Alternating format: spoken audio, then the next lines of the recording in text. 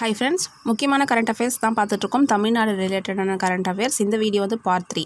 கடல் நீரை குடிநீராக்கும் திட்டம் பார்த்திங்க அப்படின்னா எங்கே வந்து தொடங்கியிருப்பாங்கன்னு சொல்லி பார்த்தோம்னா பேரூர் அப்படிங்கிற கிழக்கு கடற்கரை சாலையில் அமைந்திருக்கக்கூடிய ஊரில் தான் தொடங்கியிருப்பாங்க.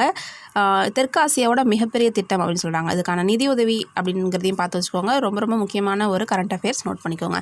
கடற்பாசி பூங்கா அப்படிங்கிறது அமையுள்ள இடம் வாழமாவூர், ராமநாதபுரம் டிஸ்ட்ரிக்ட். தமிழ்நாட்டோட முதல் பல்நோக்கு கடற்பாசி பூங்கா.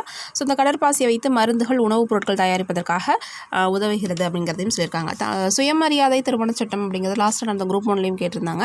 ஸோ எந்த வருடம் அப்படிங்கிறது ஓகேவா. இந்த திருமண சட்டம் 1955 பிரிவு 7A படி சுயமரியாதை திருமணங்களுக்கு சட்ட அங்கீகாரம் வழங்குகிறது. ஸோ இந்த நடைமுறைக்கு வந்தது தான் நமக்கு குரூப் 1ல் கேட்டிருந்தாங்க. 1968 ஜனவரி 17 சுயமரியாதை திட்டம் வந்து நடைமுறைக்கு வந்திருக்கும். அறிஞர் அண்ணா அவர்கள் இதை நடைமுறைப்படுத்தியிருப்பாங்க. ஓகேவா. ஸோ ஆதி திராவிடர் நலவாரியம் அப்படிங்கிறது சீரமைப்பு செய்துள்ளது. இது வந்து அமைச்சர் தான் வந்து தலைவர் அப்படிங்கிறத சொல்லியிருக்காங்க.